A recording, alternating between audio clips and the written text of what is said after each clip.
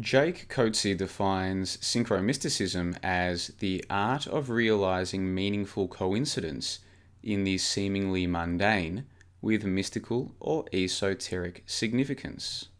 Here we see the front cover of an issue of The Economist from 1988, and you can see that it says, "Get ready for a world currency." And the currency that they have, a little coin depiction, has the year 2018. So, as we know, the Bitcoin price at the moment is going through a phenomenal increase. There's been a bit of a correction recently, but for the last few weeks it has been going absolutely crazy. And naturally, now that Bitcoin are at 15,000 US dollars per coin or thereabouts, it's getting a lot of mainstream attention, and people who previously were very skeptical of Bitcoin or who, for whatever reason, weren't particularly interested, well, more and more people are becoming interested now, if for no other reason than they think that maybe they can get rich quick. But what I'm looking at here, what I'm interested in, is the symbolic significance of this front cover. Because what I see when I look at this is a symbol that looks a little bit like Saturn to me. I think you could interpret this a number of ways, but one way would be to notice that it looks a little bit like Saturn. If we're to zoom in on it and tilt it just a few degrees, you can see there that that looks a little bit like Saturn.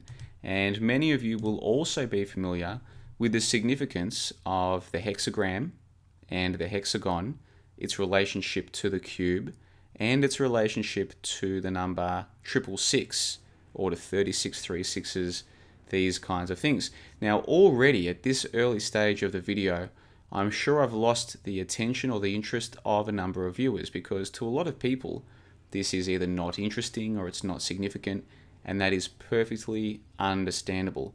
One of the things that I've come to realize is that these sorts of symbols, these sorts of coincidences, these sorts of things will only be interesting to a small percentage of the population.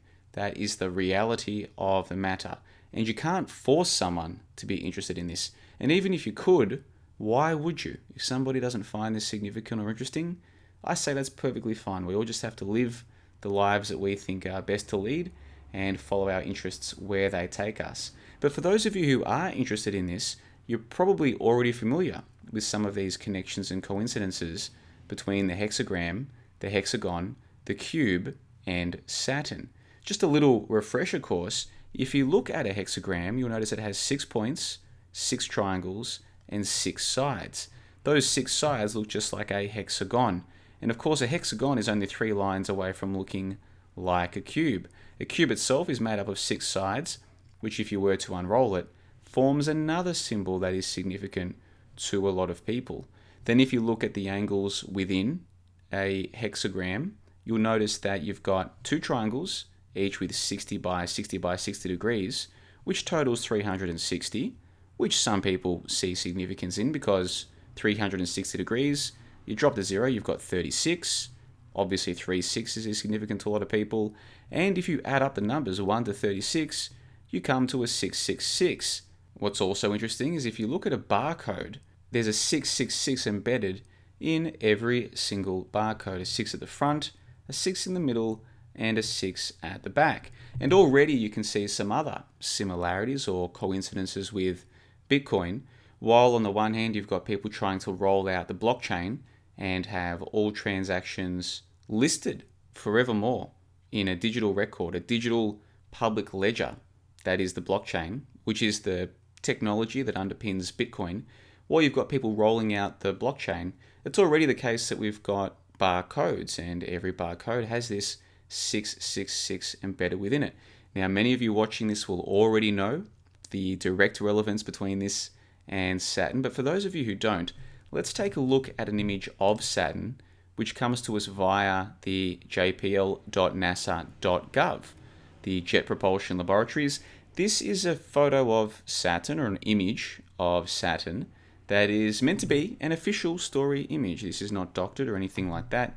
And what you'll notice, if we zoom in a little bit there, is that according to the official people who tell us about these things, if you can get close enough to take an image of Saturn, you will see a hexagon on the top. You'll see a hexagon on the top of Saturn. Could be a complete coincidence, and all we've done here is take a quick little overview of the relationship between Saturn, 666, cubes, hexagons, hexagrams, and of course the barcode. But the point here is that to some of you, this will all be interesting, significant, worth putting more time and effort into investigating, whereas to some of you, it will not. And I don't believe that it's my place to tell you whether this should or should not be significant to you. What I will say is that there are a group of people who look at these kinds of things, and by investigating their work over the past few months, I think I've managed to broaden my own perspective, my own horizon, my own way of trying to assess this kind of data in a way that makes my life more meaningful and more enjoyable.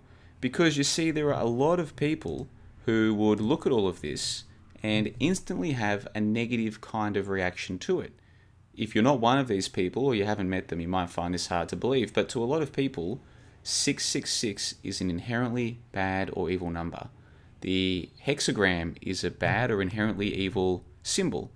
The relationship between the cube and the hexagram is evidence of some kind of truth in plain sight, or it's the 3 sixes in the barcode is definite evidence of some kind of nefarious agenda. And so to a lot of people, just looking at this collection of images will evoke within their mind negative reaction, whether it's a very simple, very unimportant reaction, or it actually does get them feeling more tense when they see it. A lot of people have had it almost drilled into them like Pavlovian conditioning to associate these symbols and these numbers and these relationships with something negative. And I can completely understand that perspective because I was probably more of that way of thinking myself a year ago, a couple of years ago. Now that I've had more time to investigate the work of other people, I'm more open-minded to different perspectives on different things.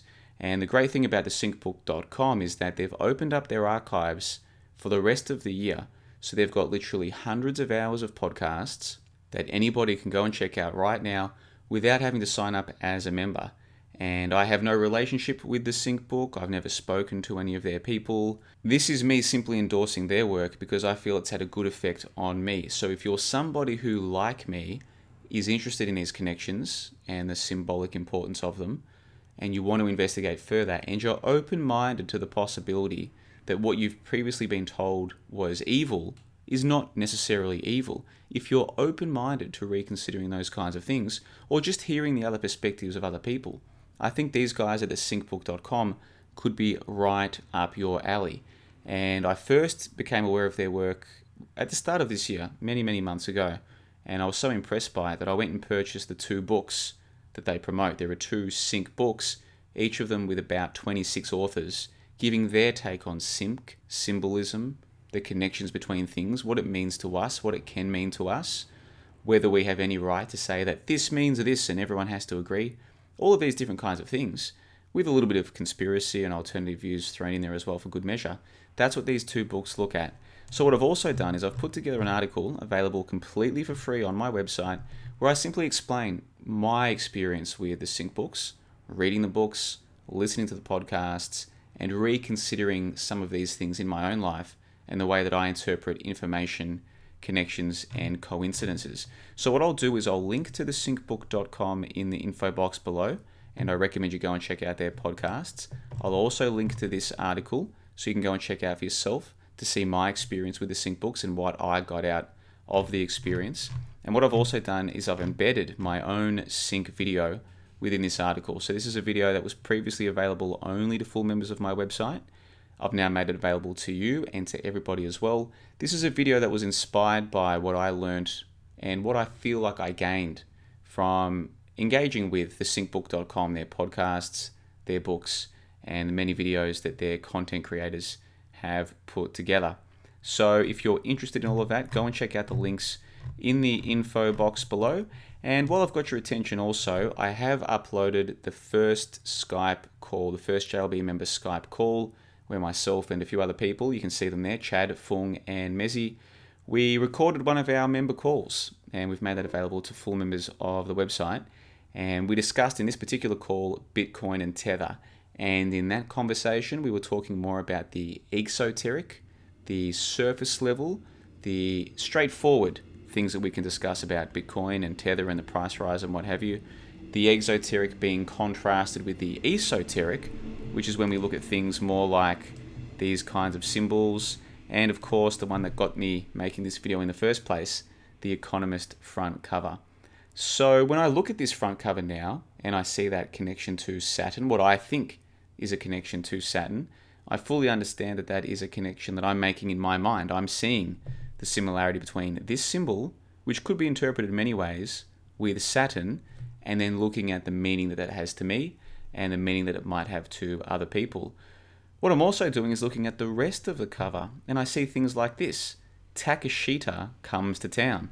I have no idea what the surface level or official story of Takashita is, but in my mind, I can't help but make the connection between Takashita and Satoshi. Satoshi Nakamoto supposedly being this lone wolf, some young Japanese man who released the Bitcoin idea or helped drive the idea of Bitcoin. I don't believe in Satoshi Nakamoto being a real person. I think it's all just a front story. But the point is that on this Economist cover, where they're talking about a world currency in 2018 with what looks to me like a Saturn symbol, the second story being promoted on the cover, Takashita, which to me resonates with the idea of Satoshi. But you can see how this is very much a subjective interpretation, and what I would suggest to you, and what I think the Sync Book people would suggest to you as well, is that we all get to come to our own subjective interpretations of these things, and then what meaning that has to us is entirely up to us, which goes back to that quote from the start from Jake Coates talking about how synchromysticism, as he calls it, is simply the art of finding meaningful coincidences. How meaningful these coincidences will be is entirely up to you. But that's it from me on the 10th of December 2017, so go and check those links in the info box below. I do recommend you go and check those out and see where they take you. They might take you nowhere, or they might open up new ideas and new ways of looking at things, which can be beneficial to you and the rest of your life.